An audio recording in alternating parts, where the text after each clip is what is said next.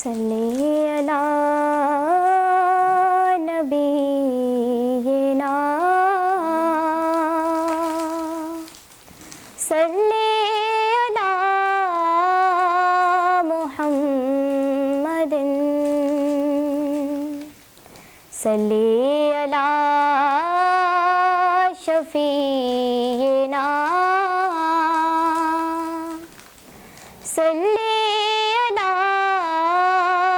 محمد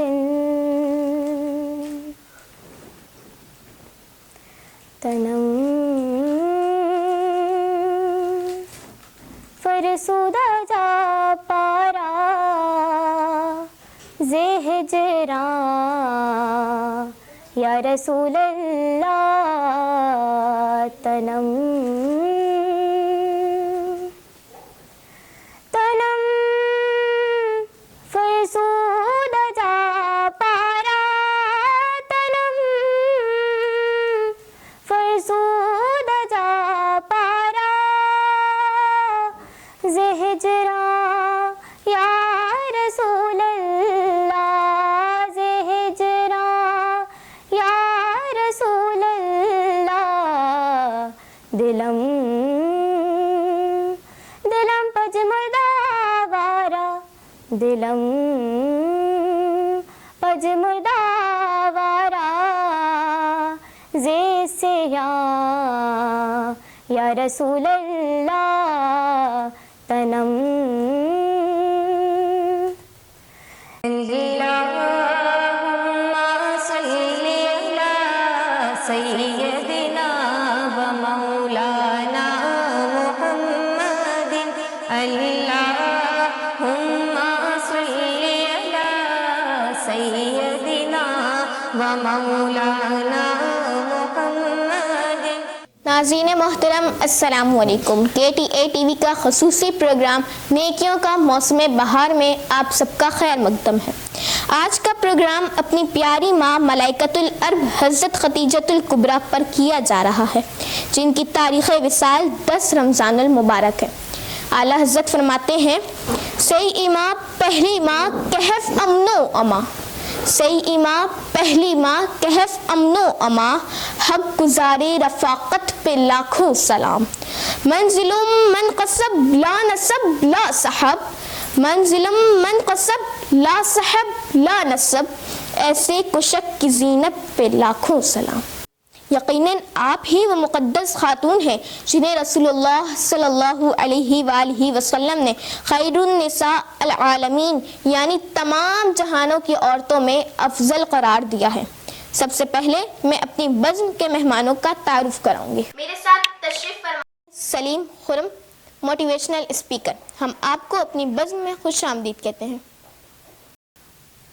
آئیے پروگرام کا باقاعدہ آغاز کرتے ہیں۔ سر السلام علیکم۔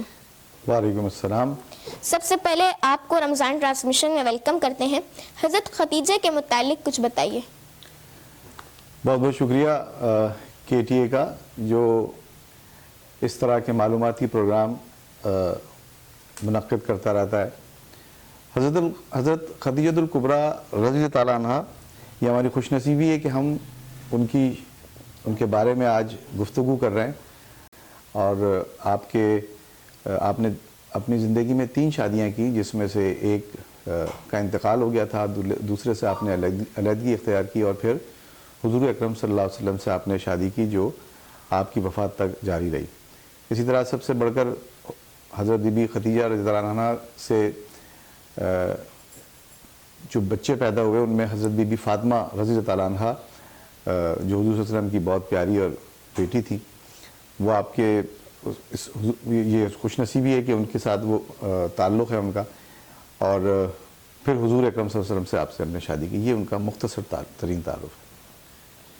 جب حضرت خدیجہ اور رسول اللہ صلی اللہ علیہ وآلہ وسلم کا نکاح ہوا تھا تو آپ صلی اللہ علیہ وآلہ وسلم کی عمر مبارک کیا تھی؟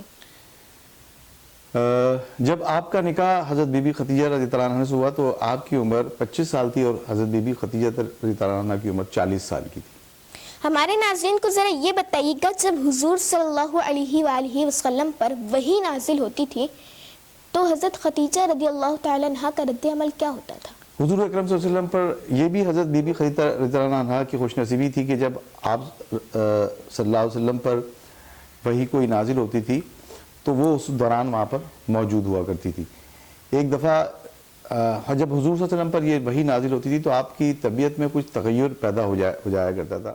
نعت رسول مقبول صلی اللہ علیہ وآلہ وسلم کو پیش کرنے کے لیے آئیں گے ذو النورین. بڑی عظمتوں کے حامل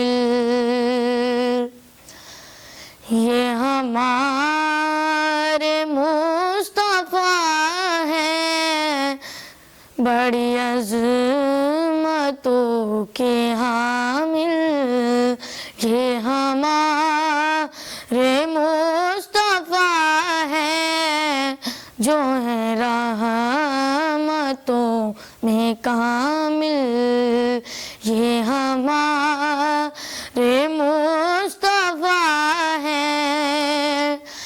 چلو راہ مصطفیٰ پہ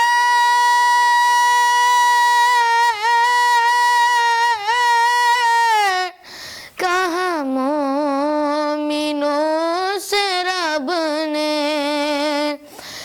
چلو راہ مصطفیٰ پہ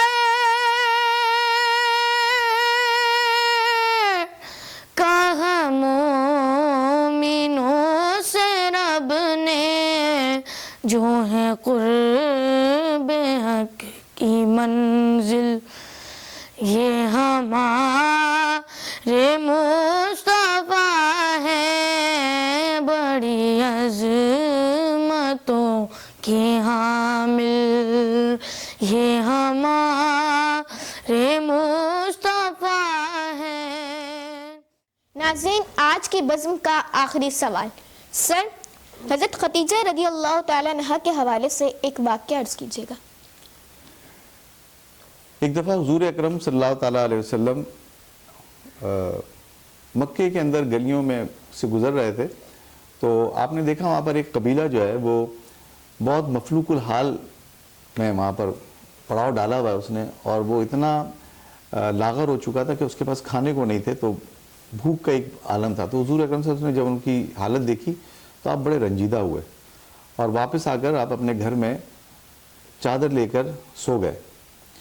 حضرت بی بی خدیجہ نے جب یہ دیکھا تو آپ نے حضور اکرم صلی اللہ علیہ وسلم سے پوچھا، کیونکہ وہ پہچان گئی تھی آپ کے غمزدہ ہونے کو.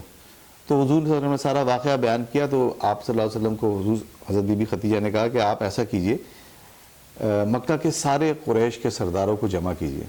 جب حضور صلی اللہ علیہ وسلم نے وہ جمع کیے تو اس دوران حضرت بی بی خدیجہ نے اتنا پیسے جمع کر لیے تھے اس وقت کے حساب سے، جو بھی کچھ اس وقت کی جو کرنسی ہوتی تھی، اور وہ جا کے لا کر رکھ دی.